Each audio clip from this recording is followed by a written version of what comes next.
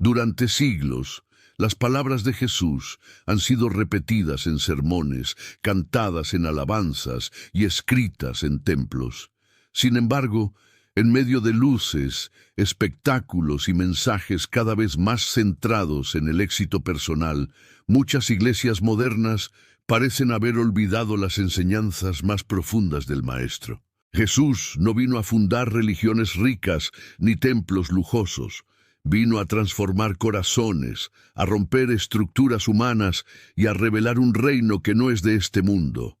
Hoy, la verdad duele.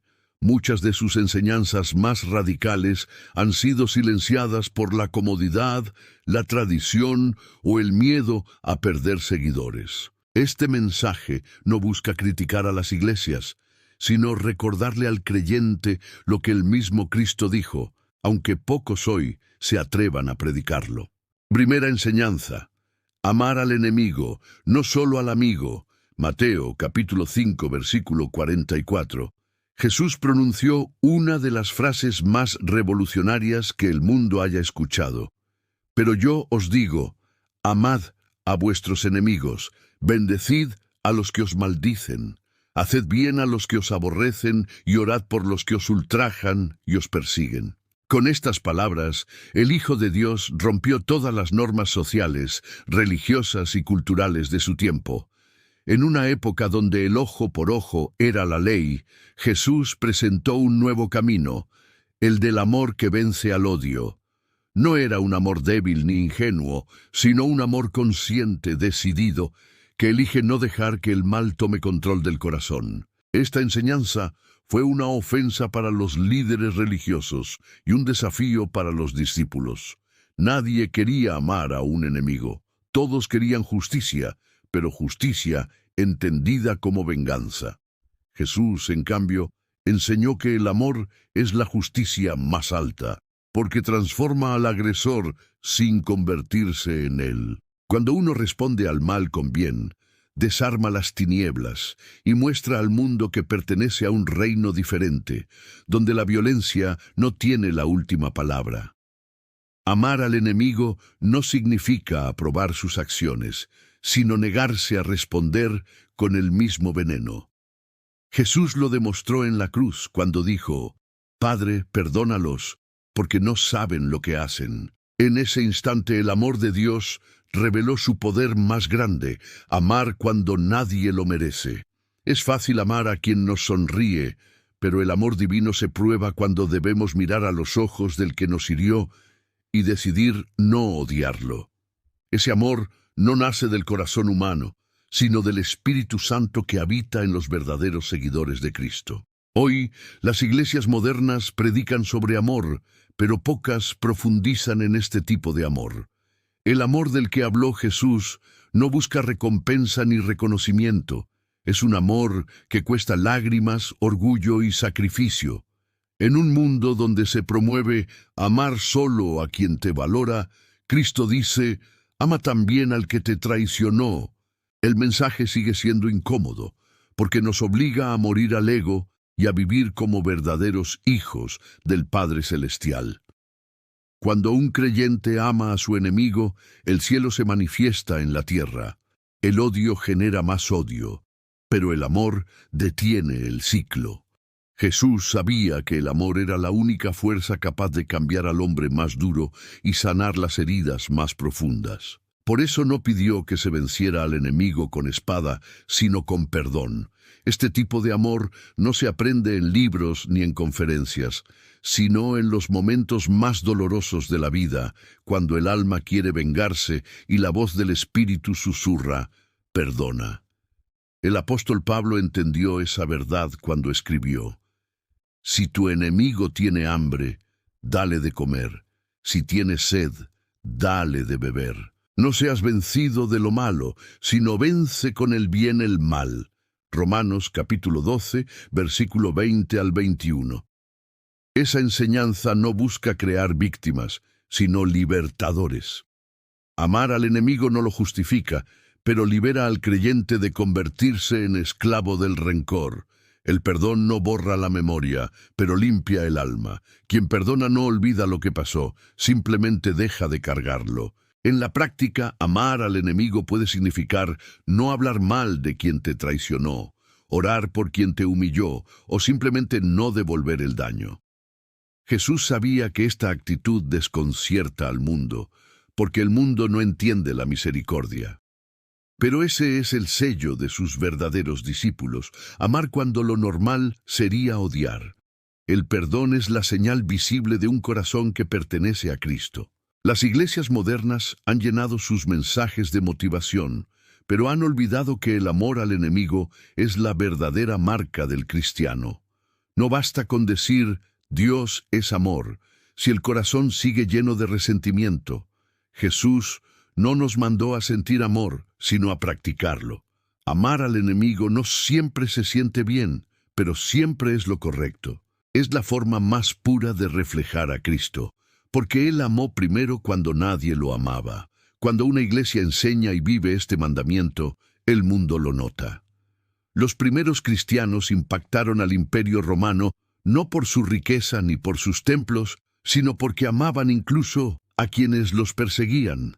Esa actitud desarmó a los verdugos y convirtió a los enemigos en hermanos. El amor es la única arma que no destruye, sino que transforma. Por eso Jesús la llamó la ley perfecta. Amar al enemigo no es una opción para los que siguen a Cristo, es un mandato. Es la prueba final del discipulado. En un tiempo donde el amor se ha vuelto superficial y condicional, Jesús sigue repitiendo las mismas palabras que hace más de 2000 años. Amad a vuestros enemigos. No hay evangelio más puro que ese, porque solo quien ama a su enemigo ha entendido el corazón del Salvador. Segunda enseñanza. El reino de Dios no es de este mundo. Juan capítulo 18, versículo 36. Cuando Jesús fue llevado ante Pilato, pronunció una de las frases más poderosas y menos comprendidas de toda la Biblia. Mi reino no es de este mundo. Con esas palabras, el Hijo de Dios dejó claro que su autoridad y su propósito no se medían por los parámetros humanos. Su reino no dependía de ejércitos, ni de dinero, ni de templos, sino de corazones transformados. Era un reino invisible, pero real, presente, pero eterno. Jesús vino a establecer una forma de gobierno espiritual, donde el amor, la verdad y la justicia divina reemplazan al orgullo, la corrupción y el poder terrenal. Los líderes religiosos de su época esperaban un Mesías político, un libertador que derrocara a Roma y devolviera la gloria de Israel. Pero Jesús no vino a conquistar tronos, sino almas. Su trono estaba hecho de humildad y su corona era de espinas. Esa diferencia confundió a muchos, incluso a sus propios discípulos, que soñaban con ocupar puestos de poder. Jesús les enseñó que en su reino el que quiere ser grande debe servir, y el que quiere ser primero debe hacerse el último.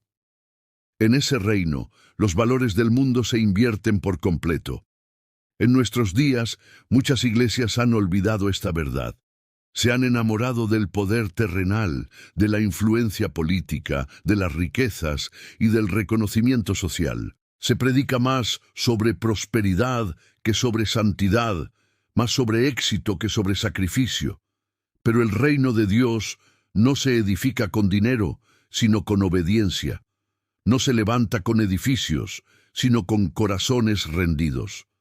Jesús no fundó una empresa espiritual, sino un movimiento eterno de transformación interior. El reino de Dios no puede ser visto con los ojos, pero puede sentirse en la vida de aquel que ha sido regenerado por el Espíritu. Cuando Jesús dijo, el reino de Dios está entre vosotros, Lucas capítulo 17, versículo 21, no se refería a un lugar físico, sino a una realidad espiritual que habita en cada creyente que obedece la voluntad del Padre. Ese reino se manifiesta cuando alguien perdona, cuando alguien ayuda en silencio, cuando alguien ama sin esperar nada. Allí donde el bien vence al mal, el reino está presente. Jesús también enseñó que este reino tiene una puerta estrecha y un precio alto. No se entra con orgullo, sino con humildad. No se compra con ofrendas, sino con rendición. Muchos quieren las bendiciones del reino, pero no el carácter del rey. Y ese es el error de muchas iglesias modernas. Han convertido el reino de Dios en un producto de consumo. Prometen milagros, éxito y felicidad, pero olvidan que el verdadero reino es un llamado a morir al ego y vivir para Cristo. Pilato no entendió a Jesús porque pensaba en reinos materiales. Así también, el mundo de hoy no comprende a los verdaderos hijos de Dios. Mientras unos pelean por poder y control, los ciudadanos del reino eterno viven con esperanza, sabiendo que su ciudadanía está en los cielos. El apóstol Pablo lo confirmó. Nuestra ciudadanía está en los cielos, de donde también esperamos al Salvador. Filipenses, capítulo 3, versículo 20. Este mundo es solo una estación. El reino verdadero no tiene fin. Cuando Jesús predicaba, hablaba de un reino que ya estaba rompiendo las tinieblas. Cada milagro, cada sanidad, cada perdón era una muestra del poder de ese reino celestial actuando en la tierra, pero no vino a imponerlo por fuerza, sino por amor. Dios no obliga a nadie a entrar, invita a todos, pero solo entran los que renuncian al orgullo. Por eso dijo: bienaventurados los pobres en espíritu, porque de ellos es el reino de los cielos. Mateo capítulo 5, versículo 3. La pobreza espiritual es la llave que abre las puertas del reino. El reino de Dios no compite con los gobiernos humanos, porque no busca dominar el mundo, sino redimirlo. Jesús sabía que el poder terrenal es temporal, pero el espiritual es eterno. Los imperios se levantan y caen, los líderes cambian, las naciones se corrompen, pero su reino permanece firme. No necesita ejército ni armas, porque su poder se manifiesta en lo invisible, en la transformación del corazón. Y cuando un corazón cambia, cambia una familia, una ciudad y finalmente una nación. Muchos piensan que el reino vendrá en el futuro, cuando Cristo regrese. Pero Jesús enseñó que ese reino ya empezó. Su regreso lo completará, pero hoy, cada creyente puede ser un embajador de ese reino en la tierra. Donde haya justicia, amor y verdad, el reino de Dios está presente. Cuando una iglesia vive en unidad, cuando una persona perdona, cuando alguien comparte lo poco que tiene, el reino se expande silenciosamente, como la levadura en la masa. Por eso, seguir a Jesús es pertenecer a un reino que no se ve, pero se siente. Es vivir como ciudadanos del cielo mientras caminamos por la tierra. Es recordar que nada de lo que poseemos aquí nos pertenece realmente. Todo es pasajero, excepto su verdad. Jesús no vino a ofrecernos un mundo sin problemas, sino un reino donde el alma no depende de lo que el mundo ofrece. Su reino no es de este mundo, pero los que lo entienden ya viven como si lo fueran. Tercera enseñanza: la humildad es más poderosa que la fama. Juan capítulo 13, versículo 5. Cuando Jesús, el Hijo de Dios, se levantó de la mesa, se ciñó una toalla y comenzó a lavar los pies de sus discípulos, el mundo entero fue testigo del mayor acto de humildad en la historia. En aquella época, lavar los pies era una tarea reservada a los siervos más bajos, pero el Maestro decidió hacerlo él mismo. No fue un gesto simbólico, sino una enseñanza viva. Quien realmente quiere ser grande debe aprender primero a inclinarse. Jesús demostró que la verdadera autoridad no se impone desde arriba, sino que se gana desde abajo, sirviendo con amor y sin buscar reconocimiento. La humildad de Jesús no era una estrategia para agradar a los hombres, era la naturaleza misma de su carácter. Él podía haber nacido en un palacio, pero escogió un pesebre. Podía haber reinado con ejército, pero prefirió caminar entre los pobres. Podía haber exigido honra, pero eligió cargar una cruz. Esa es la diferencia entre el reino de Dios y el sistema del mundo. Mientras el mundo busca poder para ser servido, el reino enseña que el poder verdadero está en servir. La humildad no le quita grandeza a Dios, la revela.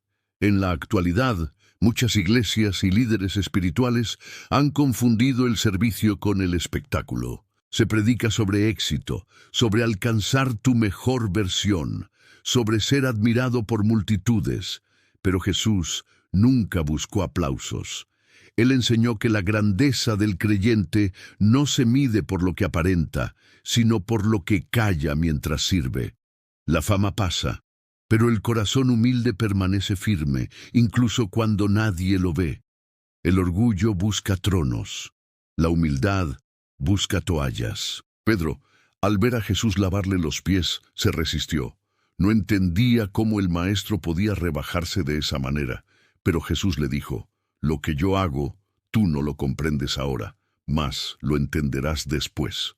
Juan, capítulo 13, versículo 7. Esas palabras siguen siendo válidas hoy. El mundo no entiende la humildad porque la confunde con debilidad, pero quien conoce a Cristo sabe que la humildad es el lenguaje del cielo. Es la fortaleza del alma que no necesita demostrar nada. La humildad tiene un poder oculto que transforma el corazón. Es capaz de apagar discusiones, sanar heridas y derribar barreras. Cuando un líder es humilde, inspira más que cuando impone. Cuando una iglesia camina en humildad, se vuelve refugio y no escenario. La humildad no busca tener razón, busca tener paz. Es la virtud que hace posible que el Espíritu Santo habite en el creyente. Porque Dios resiste a los soberbios, pero da gracia a los humildes. Jesús no enseñó humildad con palabras, sino con su vida. No se sentó en los lugares de honor, sino entre los rechazados. No exigió reconocimiento, sino compasión.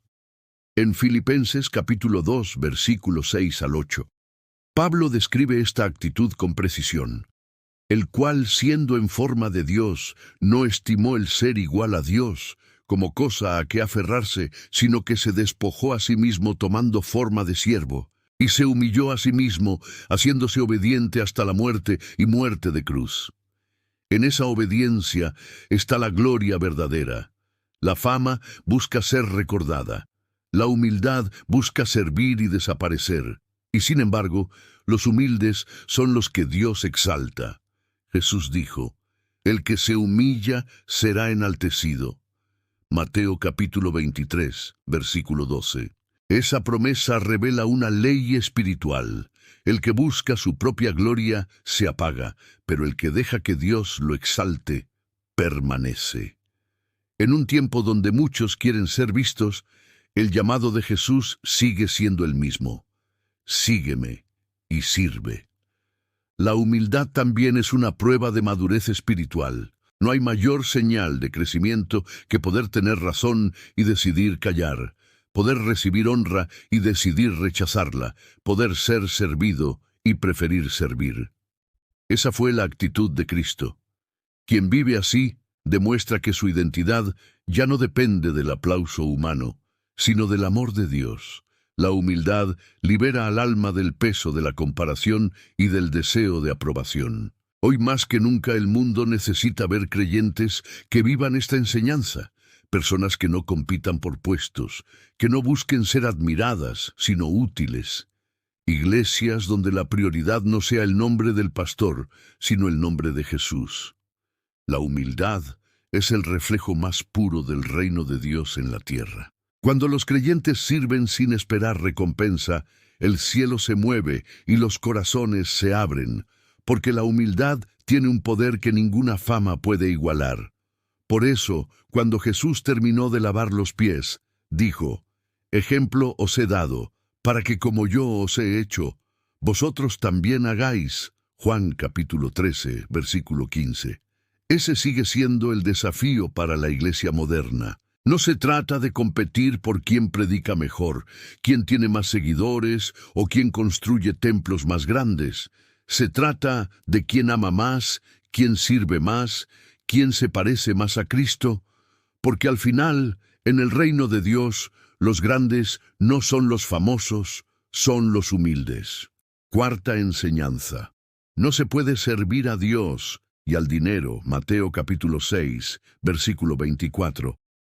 Jesús habló con absoluta claridad cuando dijo: ninguno puede servir a dos señores, porque o aborrecerá al uno y amará al otro, o estimará al uno y menospreciará al otro. No podéis servir a Dios y a las riquezas. Estas palabras no fueron una advertencia simbólica, sino una declaración directa sobre el conflicto eterno del corazón humano. En su época, como en la nuestra, muchos veían la prosperidad como señal de bendición, pero Jesús reveló que el dinero no siempre representa favor divino. A veces es la cadena más sutil que aleja a los hombres del reino. Él no condenó la riqueza, sino la esclavitud a ella, porque cuando el dinero se convierte en prioridad, Dios deja de ser el centro. La advertencia de Jesús no era teórica. Él veía cómo los líderes religiosos usaban el templo como mercado, cómo la fe se transformaba en negocio, cómo los hombres adoraban el oro más que al Creador. Por eso volcó las mesas de los cambistas y dijo: mi casa será llamada casa de oración, pero vosotros la habéis hecho cueva de ladrones. Mateo capítulo 21, versículo 13. Era un acto profético y una lección eterna. Cuando la ambición entra al altar, la presencia de Dios se aparta. El dinero tiene un poder invisible para dominar el corazón. Promete seguridad, éxito, placer y reconocimiento, pero nunca puede ofrecer paz verdadera. Jesús sabía que el alma humana tiende a confiar más en lo que puede contar que en lo que puede creer. Por eso advirtió: donde esté vuestro tesoro, allí estará también vuestro corazón.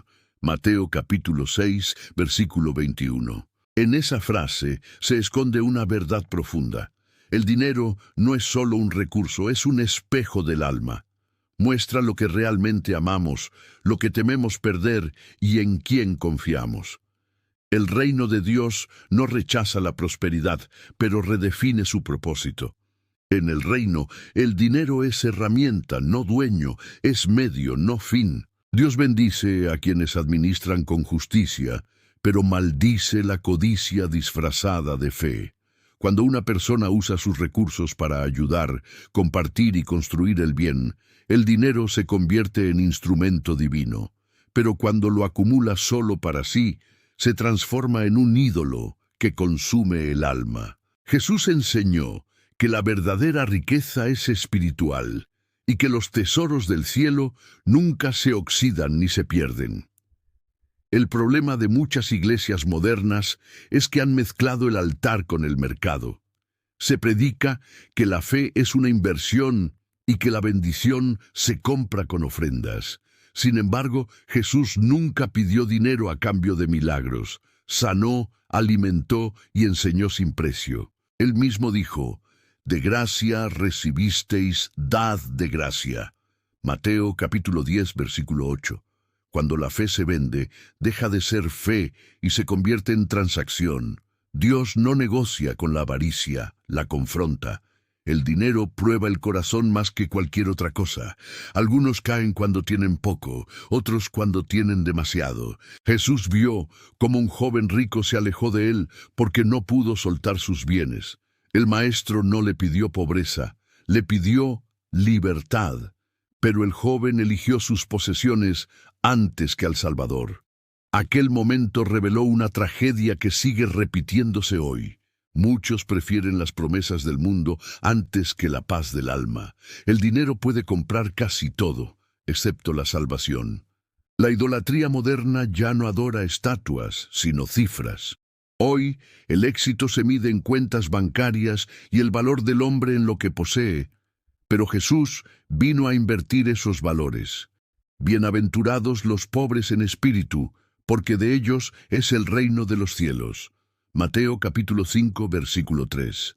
No habló de pobreza material, sino de un corazón que no depende del dinero para sentirse seguro. Ese corazón puede tener mucho o poco, pero en ambos casos sabe que su fuente no es el banco, sino Dios. La verdadera libertad financiera no está en tener más, sino en necesitar menos. Jesús vivió sin riquezas, pero nunca le faltó nada. Cada vez que necesitaba algo, el Padre proveía. Alimentó multitudes con pocos panes, pagó impuestos con una moneda en la boca de un pez y demostró que el cielo no depende de los sistemas humanos. Las iglesias que confían más en sus presupuestos que en la fe, olvidan que Dios es el dueño del oro y de la plata. La provisión no viene del dinero, sino del propósito. Amar a Dios y al dinero al mismo tiempo es imposible, porque ambos exigen lealtad total. Uno llama a la generosidad, el otro a la codicia. Uno pide entrega, el otro acumulación. Jesús enseñó que el corazón no puede dividirse. Si el dinero gobierna tus decisiones, tus prioridades y tus pensamientos, entonces ya no eres libre. Pero cuando el amor de Dios ocupa ese lugar, el dinero pierde su poder y se convierte simplemente en un siervo útil. Por eso, Jesús concluyó su enseñanza diciendo: «Buscad primeramente el reino de Dios y su justicia, y todas estas cosas os serán añadidas». Mateo capítulo 6, versículo 33. Él no prometió pobreza, prometió equilibrio. Quien pone a Dios primero nunca carece de lo necesario. El dinero es pasajero, pero el favor de Dios es eterno.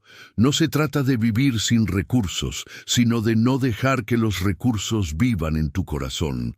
Servir a Dios es confiar en que su provisión siempre llega a tiempo, incluso cuando el bolsillo parece vacío, pero el alma está llena de fe.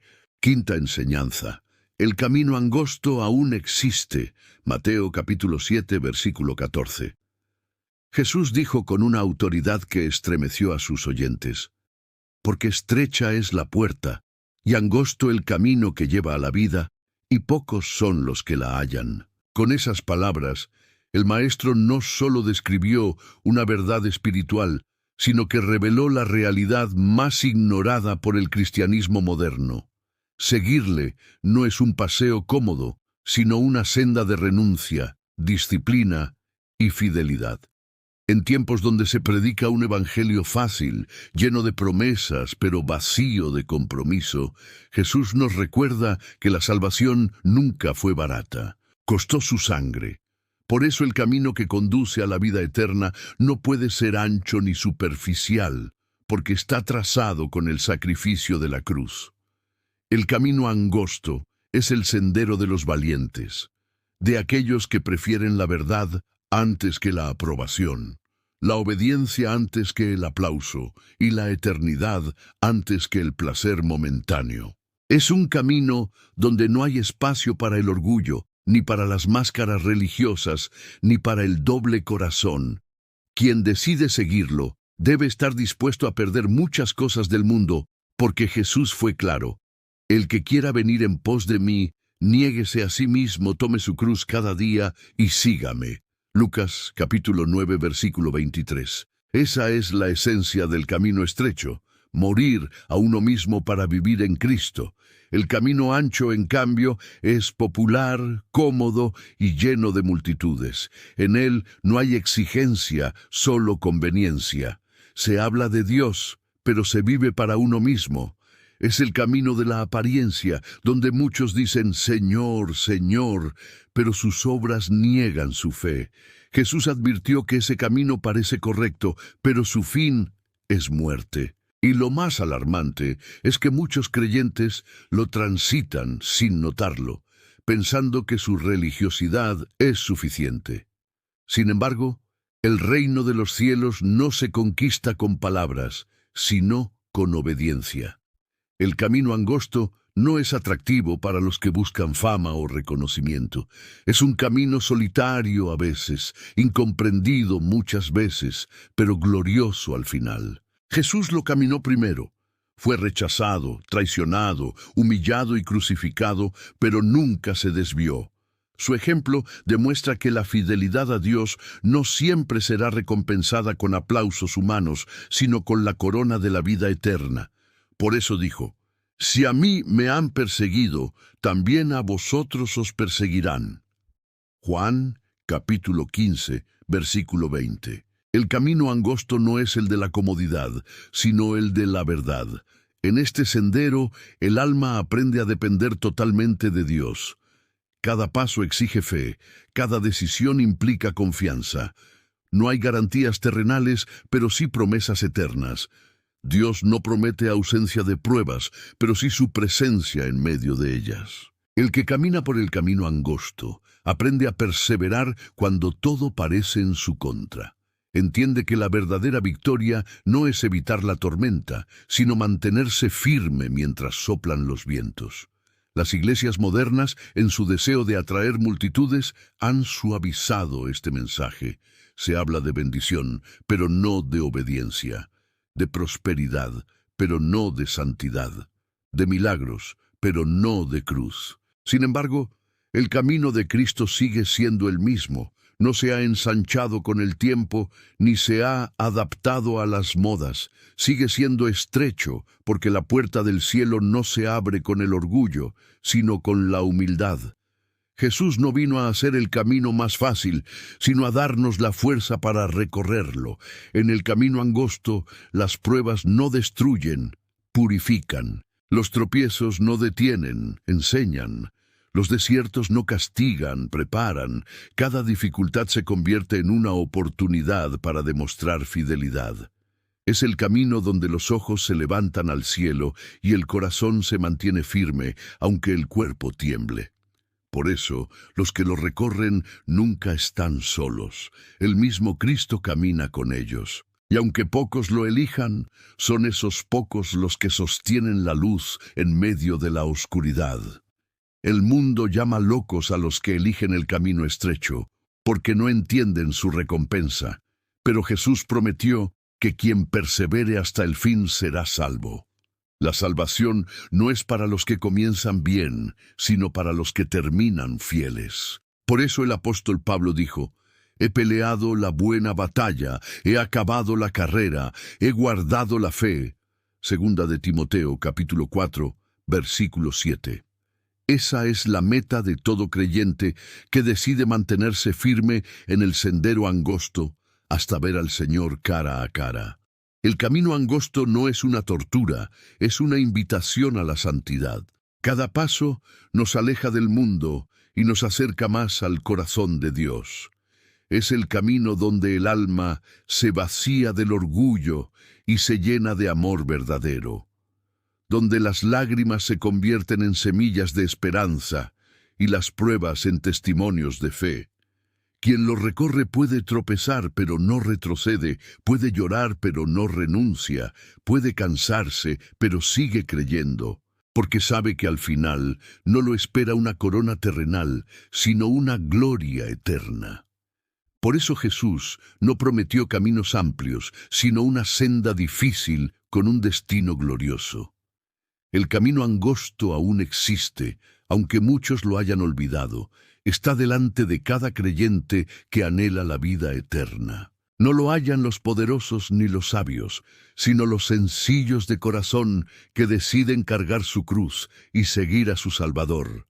Porque aunque estrecho sea el sendero, cada paso dado con fe nos acerca al reino donde la puerta se abre solo a los que perseveran. Sexta enseñanza: no todo el que dice «Señor, Señor», entrará al reino. Mateo capítulo 7, versículo 21.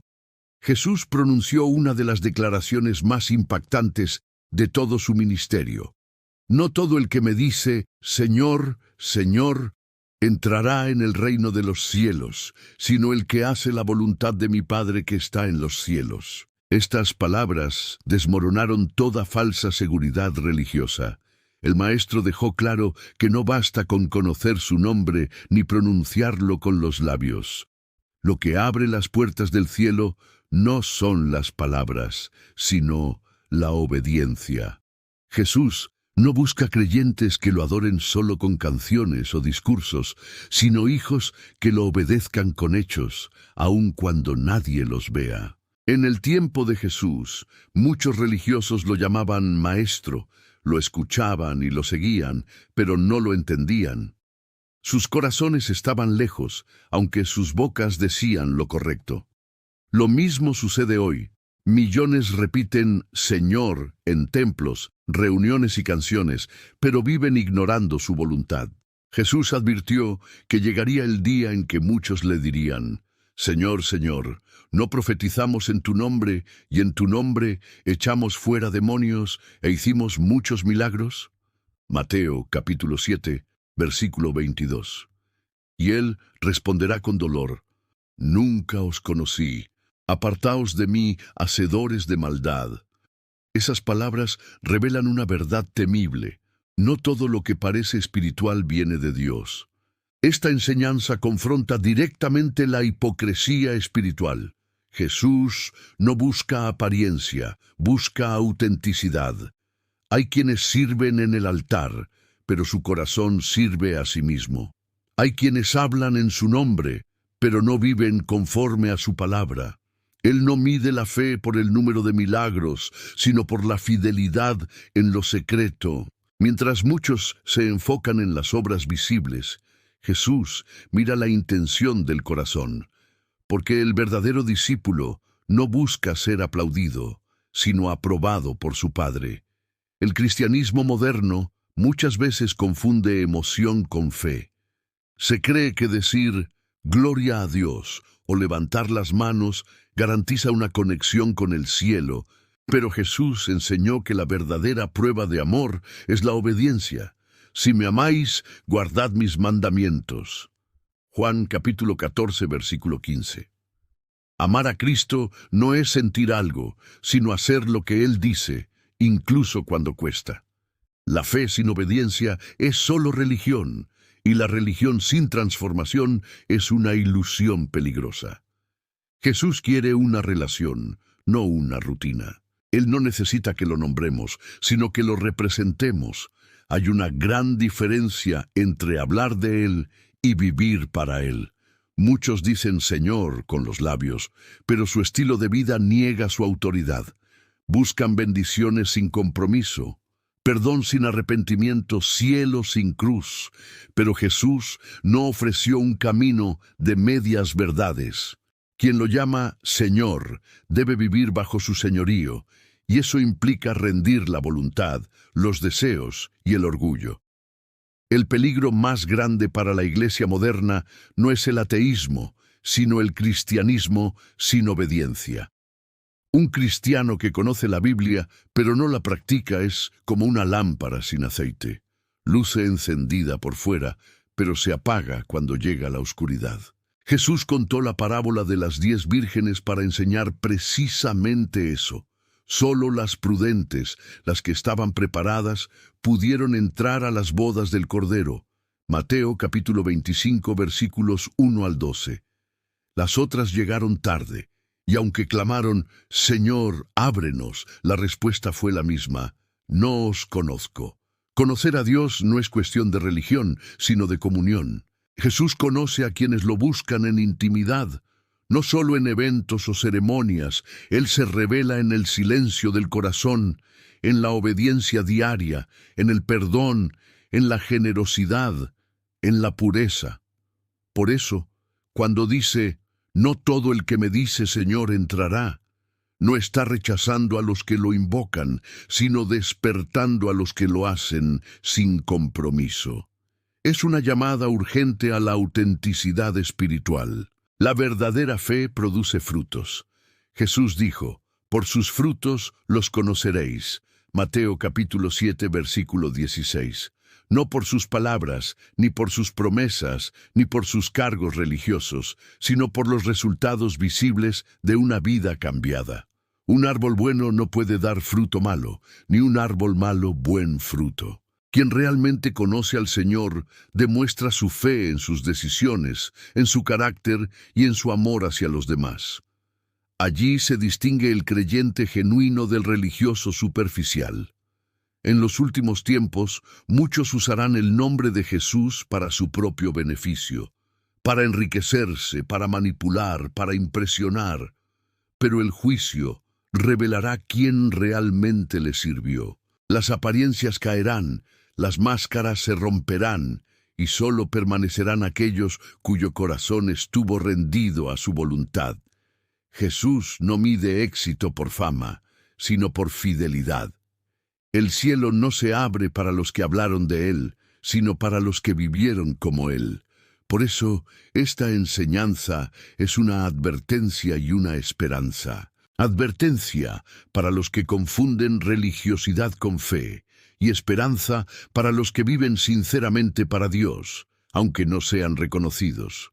Jesús no busca multitudes que lo aclamen, sino corazones que lo obedezcan. Decir Señor es fácil. Vivir bajo su señorío es el verdadero desafío. Y aunque muchos lo olviden, aún resuena su voz diciendo, no todo el que dice Señor entrará en el reino, sino el que hace la voluntad de mi Padre. En esas palabras se define la diferencia entre conocer de Cristo y ser conocido por Él. Séptima enseñanza.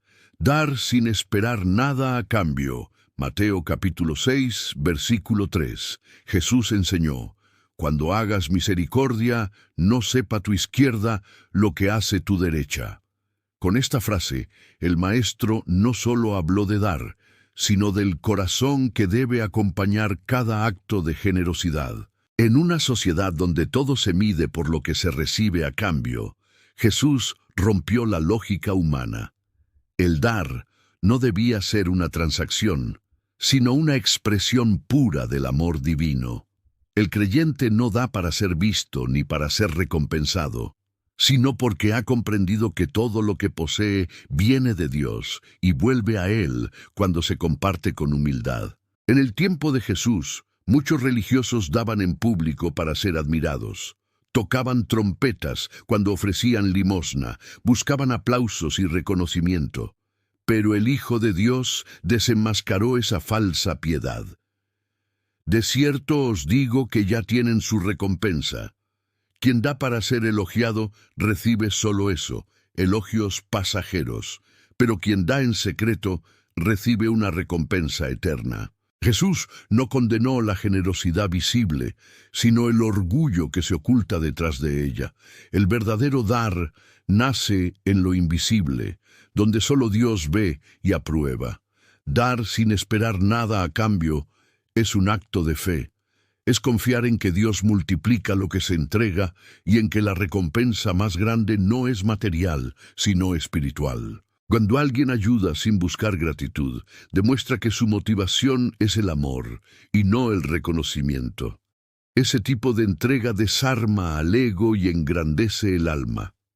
Jesús sabía que el corazón humano tiende a buscar reciprocidad, pero Él enseñó que el amor genuino no calcula, no lleva cuentas, no condiciona. El amor simplemente da, porque su naturaleza es servir. Hoy muchos actos de generosidad están contaminados por el interés. Se da esperando ser mencionado, recompensado o destacado. Incluso dentro de las iglesias, la caridad se ha convertido a veces en espectáculo. Sin embargo, Jesús enseña un camino distinto, el de la discreción y la sinceridad. Dar sin cámaras, sin publicaciones, sin testigos, porque cuando el dar deja de ser secreto, corre el riesgo de volverse una herramienta de vanidad. El corazón que realmente conoce a Dios no necesita ser aplaudido, porque ya ha sido amado. El ejemplo más perfecto de esta enseñanza fue el mismo Jesús. Él dio todo, sin esperar nada a cambio. Sanó a los enfermos sabiendo que muchos no volverían a agradecerle. Alimentó a multitudes que luego lo abandonarían. Amó a discípulos que lo negarían, y aún así nunca dejó de dar, porque su entrega no dependía de la respuesta humana, sino del deseo de cumplir la voluntad del Padre. Esa es la esencia de la generosidad celestial. Dar aunque no te valoren, servir aunque no te reconozcan, amar aunque no te correspondan. Dar sin esperar nada a cambio también revela el grado de libertad interior que tiene una persona. El ego busca siempre un retorno. El espíritu, en cambio, se alegra solo por poder dar. Quien da con sinceridad experimenta una alegría que el mundo no puede imitar, la dicha de participar del carácter de Dios. Porque Dios mismo es el mayor dador del universo. Él no nos ama porque lo merezcamos, ni nos bendice por conveniencia. Nos da porque su naturaleza es dar, y quien quiere parecerse a Él debe aprender a hacerlo del mismo modo. La generosidad verdadera no siempre implica dinero. A veces se trata de tiempo, atención, perdón o compasión. Hay quienes no pueden dar económicamente, pero ofrecen palabras de aliento, acompañamiento o consuelo. Esas ofrendas invisibles son las que más valen ante los ojos de Dios. Jesús observó a una viuda pobre que echaba 2 monedas en el templo y dijo: «Esa mujer ha dado más que todos». Marcos, capítulo 12, versículo 43. Porque mientras otros daban de lo que les sobraba, ella dio todo lo que tenía. Su gesto pasó desapercibido para el mundo, pero no para el cielo. Dar sin esperar recompensa también es una forma de vencer al orgullo y a la codicia. El corazón humano, por naturaleza, busca acumular, pero el Espíritu Santo enseña a soltar. Cada vez que damos, quebramos el dominio del ego y declaramos que nuestra confianza está en Dios, no en lo que poseemos. Esa es la razón por la que Jesús dijo: «Hay más dicha en dar que en recibir». Hechos capítulo 20, versículo 35. El dar nos libera del miedo a la escasez, porque quien confía en el proveedor nunca teme quedarse sin provisión. El mundo enseña que quien da mucho pierde, pero Jesús enseñó que quien da con amor nunca queda vacío. En el reino de Dios, las leyes se invierten. El que retiene empobrece y el que reparte se enriquece espiritualmente. Cada acto de generosidad sincera es una semilla plantada en el campo eterno. Puede que no se vea el fruto de inmediato, pero Dios, que ve en lo secreto, siempre recompensa en lo perfecto. La bendición de dar no está en recibir algo después, sino en experimentar la plenitud de ser instrumento del amor divino. Por eso, Jesús insistió en que nuestra mano izquierda no sepa lo que hace la derecha. Es una manera poética de decir: da con tanta discreción que ni tú mismo te gloríes por hacerlo. Que tu dar no se convierta en orgullo espiritual, sino en adoración silenciosa. Porque el cielo no contabiliza lo que damos, sino cómo lo damos. Y cuando un corazón aprende a dar sin esperar nada a cambio, se convierte en reflejo del mismo Dios. Dar así no empobrece, enriquece el alma con lo único que el dinero no puede comprar: la paz de saber que has amado como Cristo amó. Octava enseñanza: la fe sin obras está muerta. Mateo capítulo 7, versículo 16, Santiago capítulo 2, versículo 17. Jesús enseñó con claridad que la verdadera fe no se demuestra con palabras, sino con acciones. Por sus frutos los conoceréis, dijo en Mateo capítulo 7, versículo 16. La fe genuina no es una idea ni un discurso, es una forma de vida. Es el reflejo visible de una transformación interior. Santiago, más adelante, reafirmó esta verdad con firmeza. Así también la fe, si no tiene obras, es muerta en sí misma. Santiago capítulo 2, versículo 17. En otras palabras, creer en Dios sin vivir conforme a esa creencia es como encender una lámpara sin aceite. Parece luz por un momento, pero pronto se apaga. En los tiempos de Jesús, muchos decían creer en Dios, pero su conducta los delataba. Cumplían ritos, ayunos y oraciones, pero sus corazones estaban lejos del amor, la justicia y la misericordia. Jesús los llamó sepulcros blanqueados, porque su fe era apariencia sin esencia. Ese mismo error sigue repitiéndose hoy. Hay quienes hablan de fe, pero su trato hacia los demás desmiente sus palabras. La fe verdadera se nota en los gestos, en la compasión, en la integridad y en la obediencia. Es un fuego que no necesita anunciarse, porque su luz habla sola. Las obras no son un reemplazo de la fe, sino su evidencia. No se hacen para ganar el favor de Dios, sino porque ya se ha experimentado su gracia. El creyente que realmente ha conocido el amor de Cristo no puede quedarse inmóvil. La fe lo impulsa a actuar, a servir, a amar, a perdonar, a construir, no por obligación, sino por gratitud. Quien dice tener fe y no obra, demuestra que su fe no ha echado raíces, porque cuando el Espíritu Santo habita en alguien, transforma su corazón y lo convierte en canal del amor divino. Jesús mostró con su vida que las obras son el lenguaje del reino. Nunca pidió a sus discípulos que solo hablaran de Dios. Les dijo, id y haced discípulos. Mateo capítulo 28, versículo 19. Él no solo predicó sobre el amor, lo practicó lavando pies, sanando enfermos y abrazando a los marginados. Su ejemplo fue tan poderoso que cambió el rumbo de la historia. Su fe no fue silenciosa ni cómoda, fue una fe activa, que se movía en compasión y obediencia, incluso cuando eso significaba sacrificio. La fe sin obras es como una semilla que nunca germina. Puede parecer prometedora, pero si no da fruto, se seca. Dios no nos llama solo a creer, sino a producir. El reino de los cielos no se mide por lo que decimos, sino por lo que hacemos con lo que creemos. Cada acto de bondad, cada decisión correcta, cada sacrificio por amor, es una semilla plantada en el campo de la eternidad. Jesús dijo, el que permanece en mí y yo en él, éste lleva mucho fruto. Juan capítulo 15, versículo 5. Ese fruto es la evidencia de una fe viva. El mundo no necesita más discursos religiosos, necesita testigos que vivan lo que predican. Cuando alguien ama al enemigo, ayuda al necesitado, perdona al ofensor o renuncia al pecado, demuestra una fe que tiene poder. Esa fe no se queda en templos ni en palabras bonitas, sino que transforma la realidad. La fe sin obras puede llenar iglesias, pero solo la fe acompañada de obras cambia vidas. Jesús vino a formar discípulos que actuaran, no espectadores que solo escucharan.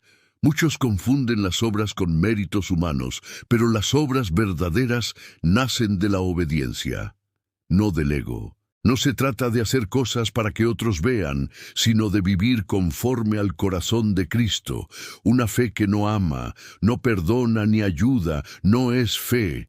Es orgullo disfrazado de religión. La fe viva, en cambio, busca reflejar al Maestro en cada paso, y aunque a veces falle, se levanta, se corrige y sigue amando. Esa es la fe que agrada a Dios, la que no solo habla, sino que camina. La parábola del buen samaritano ilustra esta verdad de manera perfecta. Dos hombres religiosos pasaron de largo frente al herido, pero fue un extranjero quien se detuvo, lo ayudó y lo cuidó. Jesús concluyó diciendo, «Ve y haz tú lo mismo». Lucas capítulo 10, versículo 37. Esa frase resume el corazón del Evangelio. La fe no se prueba en el templo, sino en el camino. El verdadero creyente no mira de lejos el dolor, se detiene, actúa y ama. Ahí está el poder de una fe con obras. Una fe sin obras no tiene fuerza para resistir las pruebas. Es como una casa sin cimientos que se derrumba cuando soplan los vientos. Pero una fe acompañada de obediencia se mantiene firme, incluso en medio del sufrimiento. Esa fue la fe de Abraham, que creyó y obedeció al punto de estar dispuesto a sacrificar a su hijo. Fue la fe de Noé, que construyó el arca aunque nadie lo entendía. Fue la fe de los discípulos, que entregaron su vida por predicar el Evangelio. Esa fe no es teórica, es transformadora. Novena enseñanza. El amor al prójimo es la prueba del cristianismo. Juan capítulo 13, versículo 35. Jesús resumió toda la ley y los profetas en una sola frase. En esto conocerán todos que sois mis discípulos, si tuviereis amor los unos con los otros.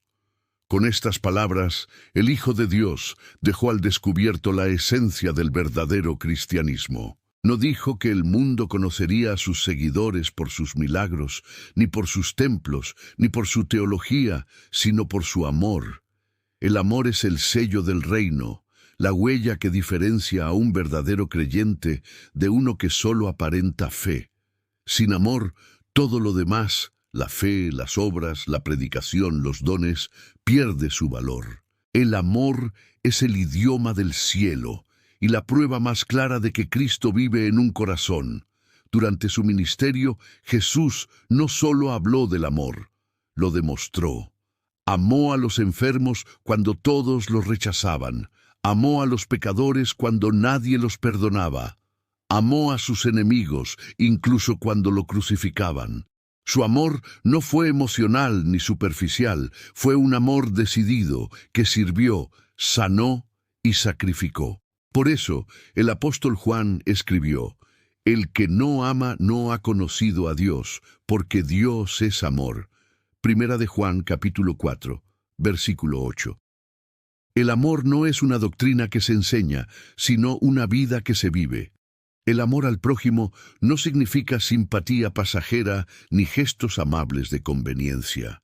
Significa ver a los demás con los ojos de Cristo, sin prejuicios ni condiciones. Significa reconocer en cada persona, incluso en el que te hiere o te incomoda, la imagen de Dios. Jesús enseñó: «Amarás a tu prójimo como a ti mismo». Mateo capítulo 22, versículo 39. Esa es la medida más exigente y a la vez la más liberadora. Porque cuando uno aprende a amar así, deja de vivir prisionero del orgullo y empieza a reflejar el corazón del Padre. Hoy, sin embargo, muchas iglesias hablan del amor, pero lo practican con límites. Se ama mientras el otro piense igual, mientras sea parte del mismo grupo, mientras no haya conflicto. Pero Jesús enseñó un amor que trasciende las diferencias.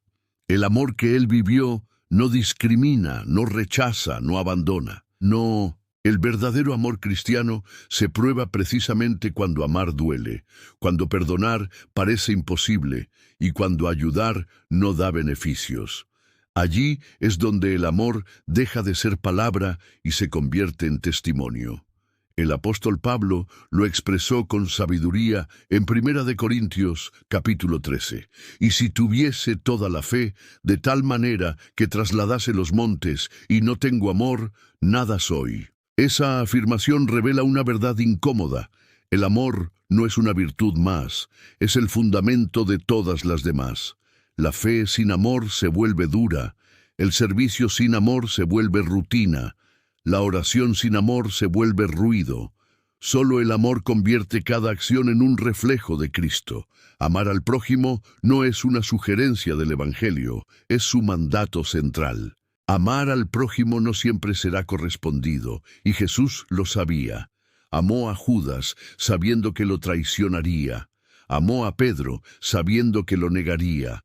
Amó a Tomás sabiendo que dudaría, pero nunca dejó de amar. Ese tipo de amor solo puede nacer del Espíritu Santo, porque el corazón humano por sí solo no tiene esa capacidad. Por eso Pablo dijo: «El amor de Dios ha sido derramado en nuestros corazones por el Espíritu Santo». Romanos capítulo 5, versículo 5. El amor cristiano no es esfuerzo humano, es fruto de la presencia divina en el alma. Amar al prójimo también implica actuar.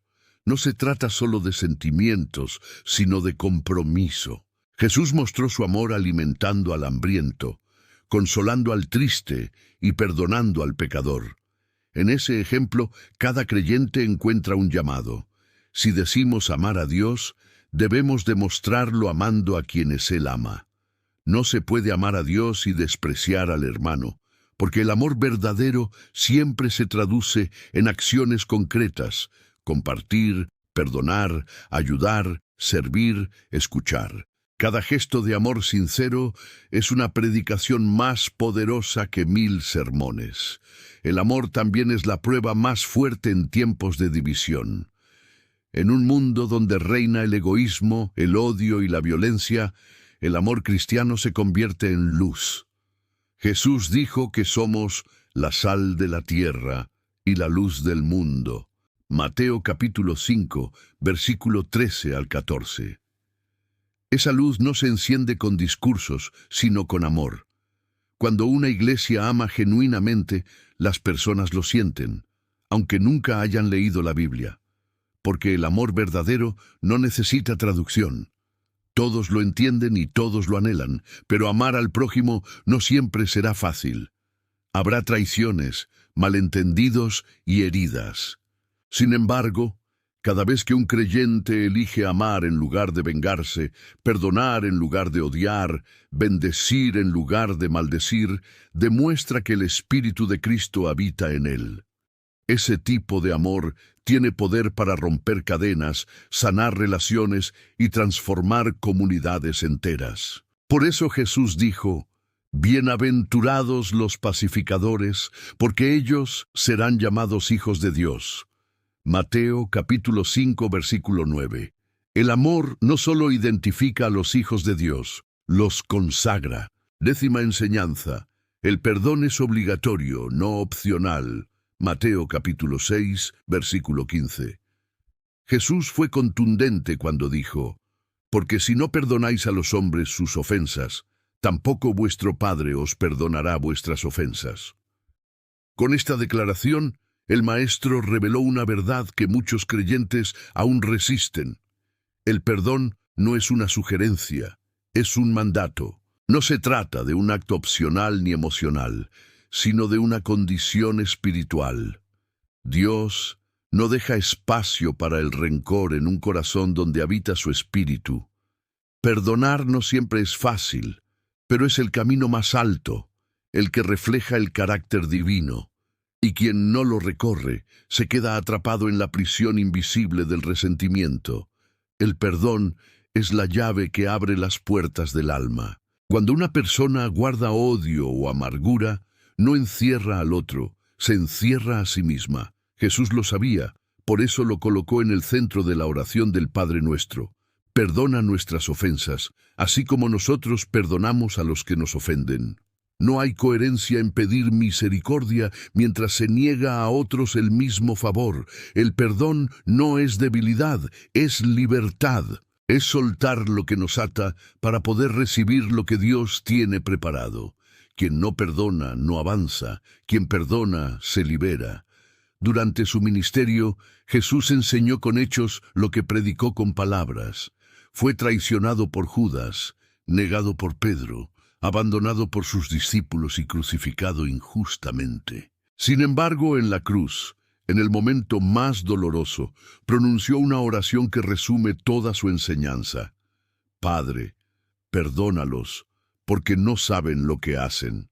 Lucas capítulo 23, versículo 34. En esa frase se revela el poder del amor que no guarda rencor, el amor que vence al mal sin necesidad de venganza. Jesús no solo habló del perdón, lo vivió hasta el último aliento. El perdón no borra la memoria, pero sana la herida. No significa justificar al que hizo daño, sino liberar al alma de la carga que deja el dolor. Cuando alguien se aferra al resentimiento, el pasado se convierte en su cárcel, pero cuando decide perdonar, el pasado pierde su poder. Perdonar es una decisión espiritual que el tiempo transforma en paz. No depende de que el otro pida disculpas, sino de que uno decida soltar, porque el perdón no cambia al otro, cambia a quien lo otorga. Jesús explicó que el perdón debía ser constante, no ocasional. Pedro le preguntó: ¿Cuántas veces perdonaré a mi hermano que peque contra mí? ¿Hasta 7?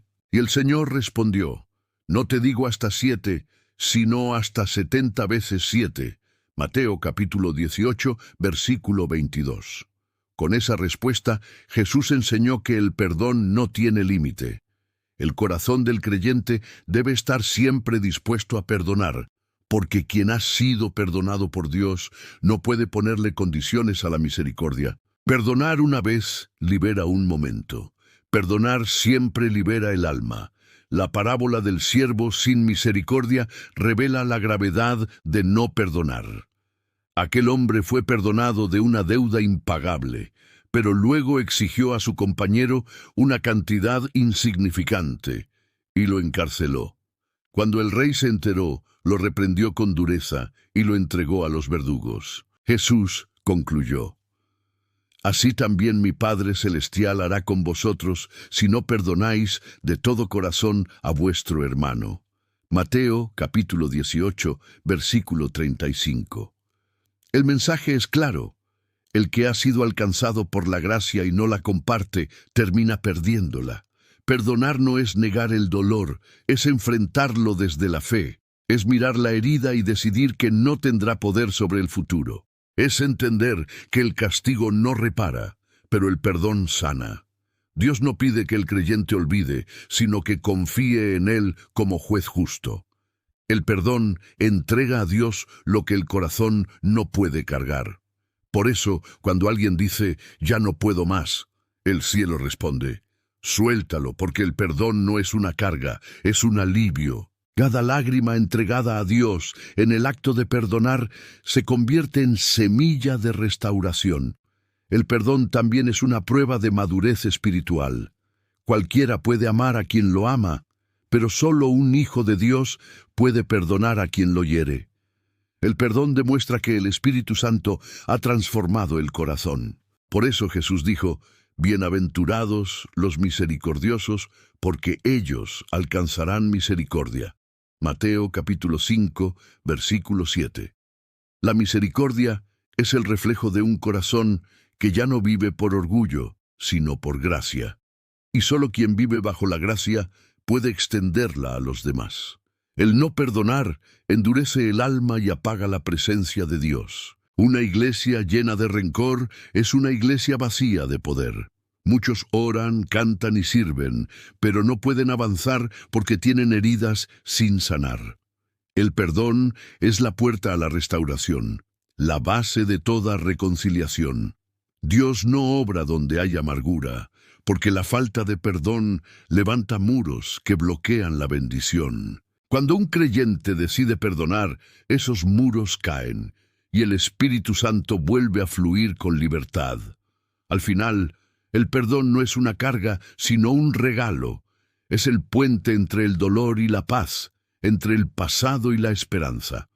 Jesús lo estableció como la marca de sus verdaderos seguidores, no los que oran más, ni los que saben más, sino los que perdonan más. Porque cada vez que perdonas, te pareces más a Cristo. Él nos perdonó cuando menos lo merecíamos y espera que hagamos lo mismo. El perdón no es opcional. Es la llave que abre el corazón de Dios y mantiene viva la comunión con Él.